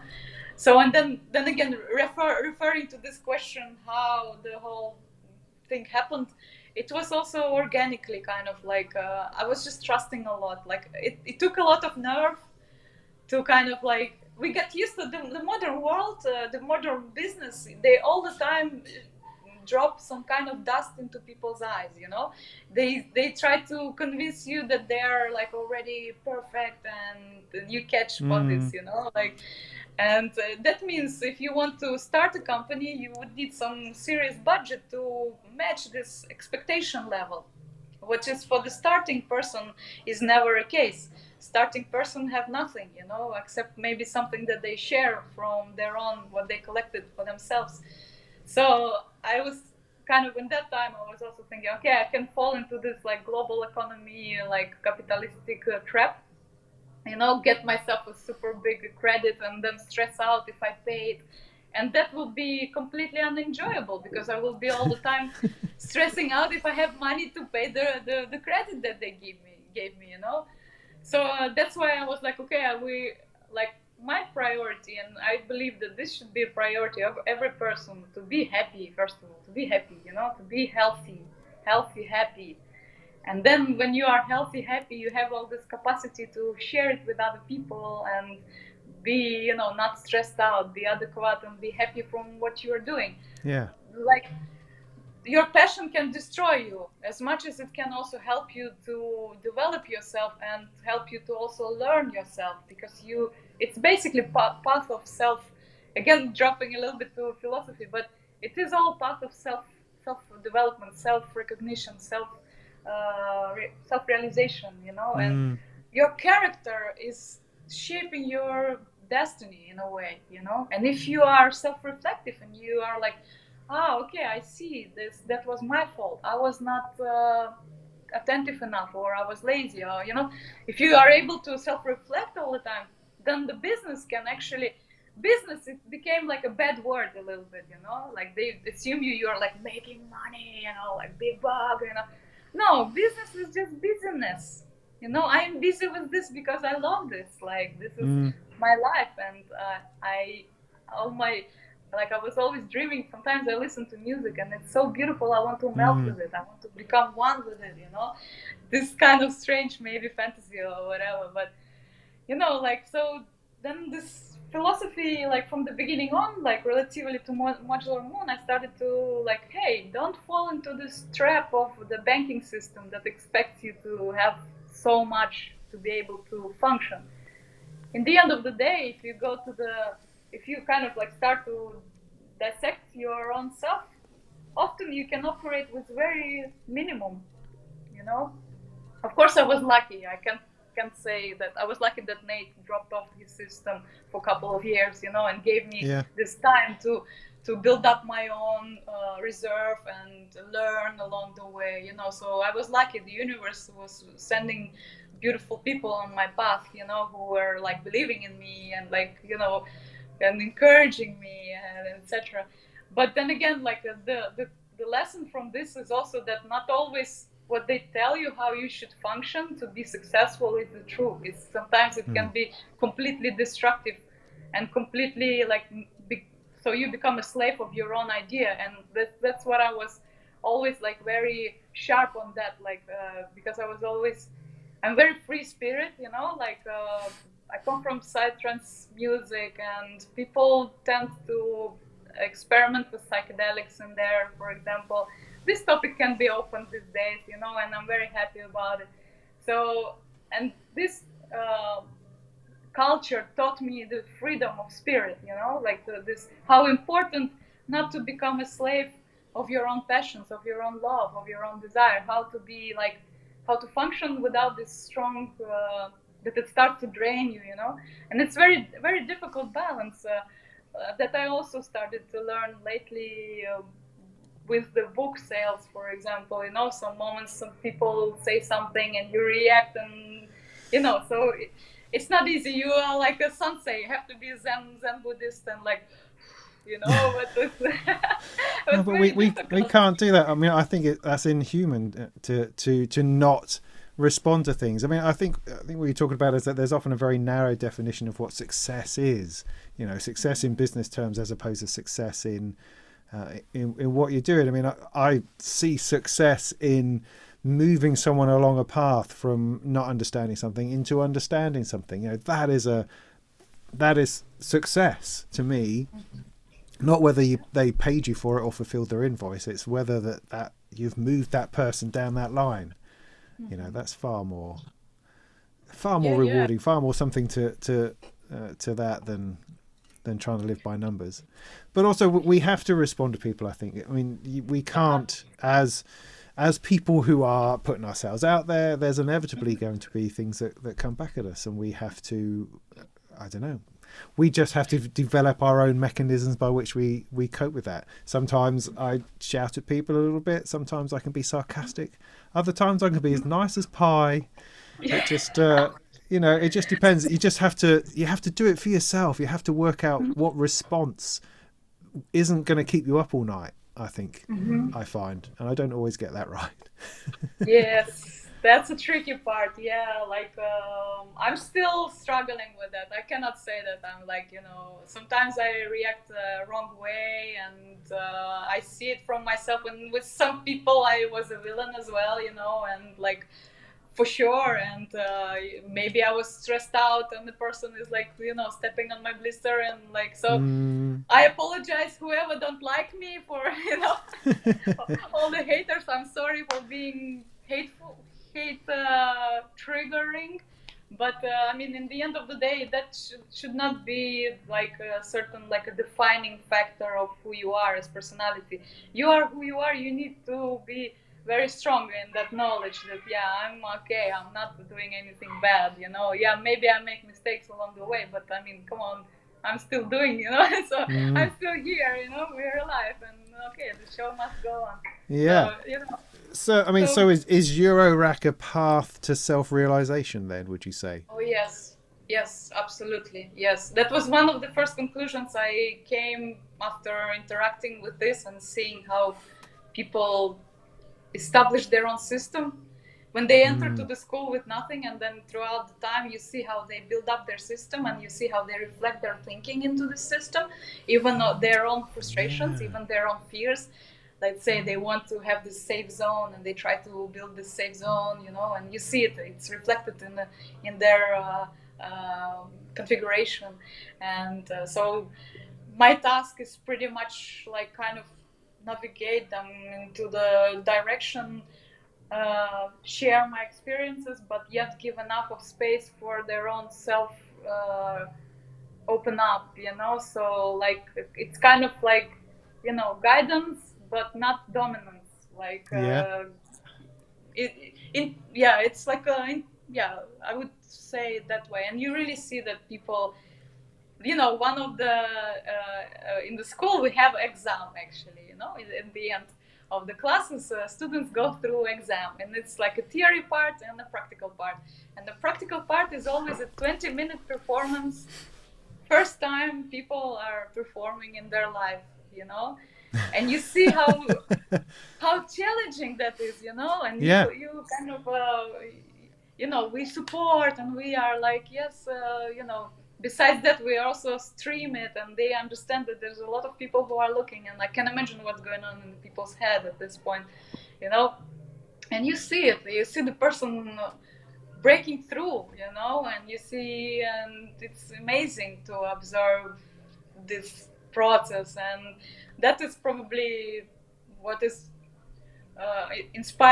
it brings the inspiration back, when you see this result, and you are like, yes, that totally works. And I have, like, when you teach someone, you give a lot, and you need to also find this balance when it's not becoming like a draining, when they take it, and so when you balance this out, you see this like flower opening up, and suddenly you feel like, or suddenly they would bring some module you never knew about, and you also learning, like, so it's kind of like becomes this energy exchange for some time, as long as they. Yeah, no, I mean that's really interesting, because as a YouTuber, I don't get that level of feedback. I get some. I mean, it is, one gets nice comments, which are great, and the odd conversation, but you don't get that immediate feedback of that you get as teaching. So, which of course, my next question is, how do I open Modular Moon Norwich? Is the important question. How do I go about doing that? That's a private talk. We need to make another. Okay, now we're talking business. Yeah, no, I get it. We're talking business, but that's not for everyone. Yeah. No, absolutely. But but it's fascinating. It is inspirational. I mean, I thought about this when we first had a conversation. I was thinking, this is a brilliant idea. How can I get involved in doing this? And then, of course, life gets in the way, and you think about other things. But I'm brought back again, thinking it is such a fabulous thing, and actually with small numbers, it's something which is vaguely workable within our current disaster of a situation.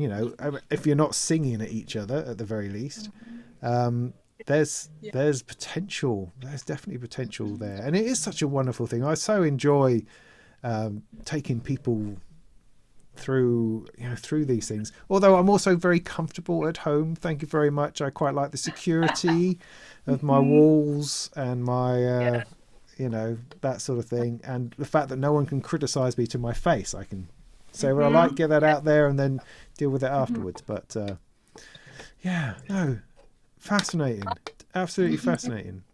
I'm absolutely open to Modular Moon, you know, to any other places. Like, I can completely, like, I was already also posting at the Instagram, like, a modular synthesis school in your country. Like, come, Yeah, you know, yeah. like, Yes. like, for me, it's a little bit like a game, you know, like, of course, I'm not like, how to say, sometimes I can have fun and make this or that post, you know, and just, but, yes, it is absolutely an idea to kind of, because it's already, like, we're already talking on second year of existence of the school. It's been already tested 4 times on more than 30 people that it works.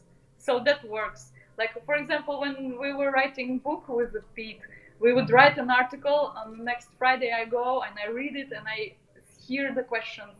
Something, they didn't understand this writing, you know. Okay, this was not very clear, layered out, not very clear. Check, noticing, you know.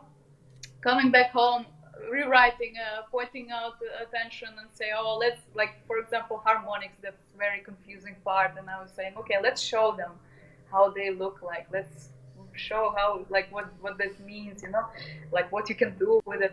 So, like, and that was work of 1 year, 2 years, just work to people. And when students were coming to us, we were openly saying, look, we are also just basically started. We also learn how to teach you. We also learn how to, like, you know, complete transparency and honesty can bring very, very far. And so this structure is... Something weird happened. Sorry about that. Carry on, please. So basically the school structure crystallized itself into a certain form that is reflected in this book, and so it's already proven to be working. You know, we need certain system to guide people through, otherwise it's so overwhelming. You see one big system, you're like, oh, where do I start, you know? And then, okay, we will go to the 0 point and we'll start to explain the physics of sound, like what is a pitch, what is dynamics, how it is reflected in the system.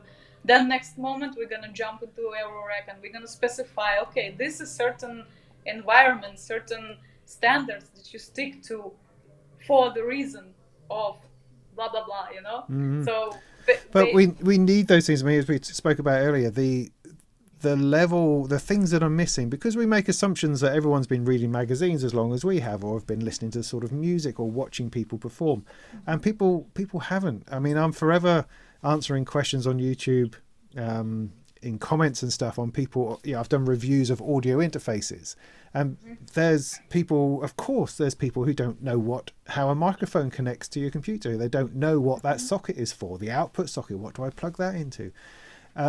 There's an enormous amount of missing information that people struggle to find, you know. Yes. And none of us can remember where we first learned about MIDI, where we first learned about control voltage, really. It's somewhere in the fog. And a lot of that needs to be gone over. I mean, one thing that strikes me recently is that with all the hardware that's out there now, lots of people are emerging from their computers. And even with simple synths, if they've bought themselves a little Behringer synth or something like that, and they want to connect it to a keyboard, we're now, I mean, it's like we've gone back in time 20 years, and people are going, so MIDI, where do I plug that in? What does that mean? Or, I mean, I remember being asked, you know, what is an M1D1 cable? You know, no, it's MIDI That's cable. Cool. God love you. And, you know, and of course you've got the confusion of got MIDI in to MIDI out. Is it MIDI out to MIDI out? MIDI, you know. And we find ourselves in a position where we have to explain these things again. And rightly so, because there's a whole generation of computer musicians who don't really use MIDI. They use USB, coming out trying to understand hardware boxes, you know. There's so much room for good teaching, good education, good demonstrations, and you do need to go down to what is a signal, what is a waveform, what is sound, you know. I do this a lot with my kids when we're talking about, you know, the complete mystical nature of a piece of vinyl. How does that, I mean, I don't actually know. I sit there, I look at a piece of vinyl, I put a needle on it, and somehow a world of music comes out of those speakers. How the heck does any of that work. It's completely nonsense. But you have to boil it down to this moving of a membrane, this sine wave, this pressure going backwards and forwards, you know. It's extraordinary. And then yet again, if to remember that, yet again, if to remember that the new generations are coming, so like our kids, your kids, they are growing, and there's multiple amount of kids that want to be music producers in their life, and they're also coming from the 0 point because they're kids, they don't know anything. So that means, so that brought to this idea of the book and kind of the structuralization of the layered out information, and like, let's say, go to point A, B, C, D, and and guide, and then come to the point of the multi-layered complex patches, and then, okay, now we're talking about live performing, or we're talking about like creating a composition in Eurorack and actually recording into DAW. So like, so I can, like, at that point I can say that the book was written with great help of Pete Johnston, and I was very lucky to meet him in my life, and he's a big teacher of me and my mentor. And I met Pete through the Pacarana, through the Kima community, and we became friends. And then at some point, when the school was open, he came over also and was showing Pacarana to people. We were making like open doors days, you know, like so people can come in. And so he supported the whole vision big time. And without him, this book will never exist, would never be possible to write. Besides that, I'm not a native English speaker. On top of everything, you know, on top of everything, I'm actually technically Russian. So it's kind of like, so yeah, with his investment and his patience and his experience is also there in that book, you know, like basic electronics. Like, I'm not an electronic engineer. I could never write an article like that, you know, or history of synthesis methods, how they were developed. That's completely like Pete's, like his experience. I never even tried VCS3 in my life, you know, so how can I write about it? So without his great investment into the whole thing, like, and corrections, I would say, okay, let's start this patch, and I described the patch, and he would add a lot of technical nuances that I would have missed, you know, or maybe I made a wrong explanation, and he would correct it, you know. So without his investment, this would never happen, you know. Well, that's why collaboration again is so important, isn't it? Collaboration is so important. Working with other people, because you can't do the whole thing. Can't do the whole thing yourself. No, especially in the projects like that. And now the project is also growing, so now I'm kind of like thinking, I might need more help, because I personally want to focus on creative part, like this idea of creating the game based on the book. Oh yeah. I noticed that. Yeah. Like I'm more like I was always working with projects throughout my life, and I was doing, for example, exhibition construction. Like when you go to NAM, this booth, I was building those booths. Like that was one of my first works, and it is also constructive kind of work. You work like with special equipment to construct it. It's like a profile and a knee, and you build the house for 2 weeks, and then you have to deconstruct the house. Yeah. You know, so for me, it's this approach of working in team on certain project was already familiar, and with Modular Moon, it was sort of like one person work with occasional help from the outside world coming in, and this developed trust for the universe. Again, coming back to that religious moment of the whole thing, to work in this overall thinking and kind of knowing what kind of elements you would need to have this idea running. The same thinking you can project into modular. You know, you have certain idea to say, let's say, create an ambience track, and then you pull together all the necessary elements to make it happen, so to say. And basically it's approach all the time, certain approach to the situation, to the task.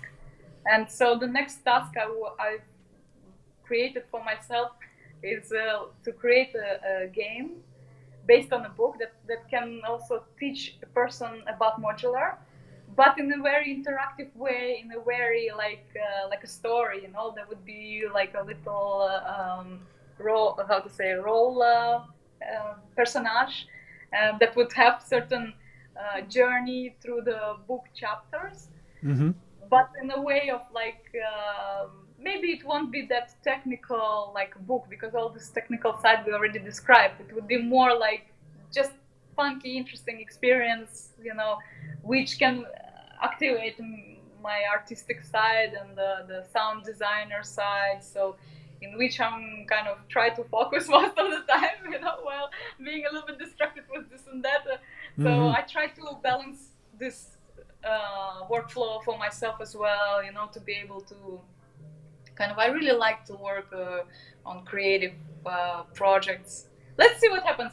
It's not guaranteed that it will happen eventually, but so far I aim to focus on this kind of job. And yeah, like another thing is what we want to do is to extend the Modular Moon. Yeah, that's like, we have new people coming in, and they're like a friend of mine, she lives in Moscow, and so the idea is to open Moscow section, the idea also to open Mexico section, because people are coming in and say, hey, we like this and we would like to be a part of this somehow, and like what could be this combination, how we can work together.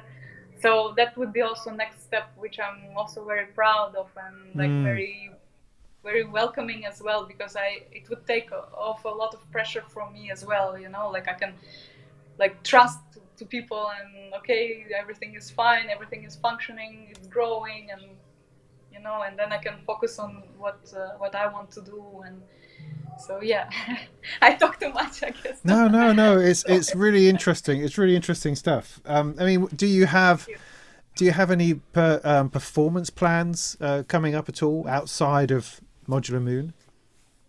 Yeah, like this Monday I will go to the Willem II studio. It's a studio here in the Netherlands. I actually have never been there, and it's I can't even tell much. I just saw a few photos, and I don't even know their history, to be honest. It's embarrassing probably, but that's like typical me. I never check and never Google anything. Like I prefer to have like surprise, you know, because well, that's a nice way to live, though, isn't it? In a constant state of surprise. Yeah, because you know, you Google everything, you know everything. You're like, oh, yeah. Okay, you know. So like I try to kind of, okay, I will look a little bit to the address on nice photos. Okay, let's see what happens there, you know. So I try to stay in the moment, like, because also the moment you are like projecting some kind of ideas, you like start to build some kind of thinking about it, and I try to keep it, you know, like as direct as possible, like so. So next would be this Willem II recording with them in their studio. They have a lot of function generators, like some kind of very old radio equipment in there, which I've never tried. They have this VCS3, they have some art. So they have quite epic stuff in there, which I've never had. So they invited me to play, and I will be like, oh, cool, I can like play with those toys a bit, you know. So it's that's the next one. Then also we have maybe you've heard, no, I didn't post it yet anything, but in Ecuador there is a university, and they are making every year like a festival. So they invite the brands and synthesis known names to perform and to teach, and so it's like entire action, like a festival. And this year they want to do it online because of what's going on. So that's the next also what the collaboration I will do for them. Like now we're thinking what exactly to do. That's the two on the radar at the moment. Nice. And the rooftop also was from like some rooftop recording also. coming. So yeah, I can't complain. Even given circumstance in the global pandemic, I still get a couple of Yes. gigs. So I'm, you know. Yeah, no, that's pretty good. I mean, things are still dropping like flies with Synthfest. We heard today is not going to happen this year. Sadly, that was scheduled for October, I think. So that's gone. I understand that NAM as well is also unlikely to happen in Anaheim next January. And then that will bring us round. I can't believe that we'll be round again before we know it, talking about things like, is Super Booth going to happen? You know. Cool. It's harsh because it wasn't long ago. I mean, we were all ready to go. People were buying tickets, had their hotels booked, you know. But the world had other plans. But it's interesting because had that not have happened, I wouldn't have been doing these sorts of chats, because this was all kicked off because of the Super Booth home edition idea. And so in some aspects it's been a delight, and you've got to try to find the positivity in the situation that you're in, you know, and try to follow that idea. I think we probably better bring it to a close because we're about to hit 2 hours, which is plenty I think. Plenty enough for these people. It's been fascinating talking to you. I just adore your passion that you have for education, and also it's remarkable to me that you haven't been in modular very long, and yet you're sort of pulling along this whole wake of other people with you, with your boundless enthusiasm and love for this stuff. It's just amazing. You're totally inspirational, and it's been a joy speaking with you, and let's do it again sometime. Let's do it again. Absolutely. Yes, I'm open. And for the business, I'm open. Yeah. I'll give that some thought. Yeah, because I have acres of time. I just sitting around doing nothing all the time. No. But you know, who knows? Who knows? So. I think you're quite busy as well. Yeah, it's quite interesting. So yeah, cool. That's been great. So I don't think I've got any other things to say at the end of this one. I don't have any other Molten chats lined up at the moment.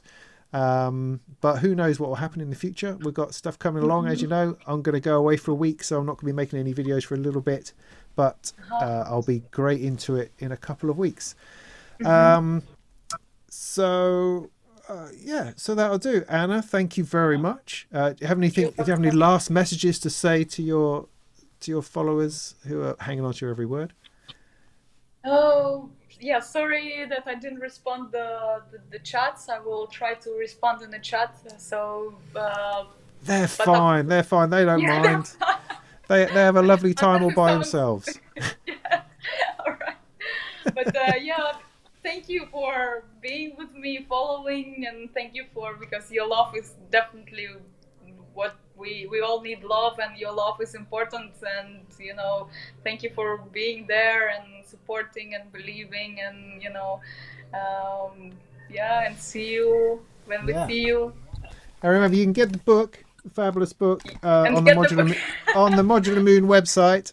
It is a beautiful thing. It's really worthwhile, packed full of fantastic, useful information. It's great, and it looks nice on your coffee table, so that's great. So nice one. So we'll call it a day, and we'll say cheerio, and I'll press the button, and we'll see you next time. Thanks for stopping by. Next time. All right, bye. Cheers. Bye.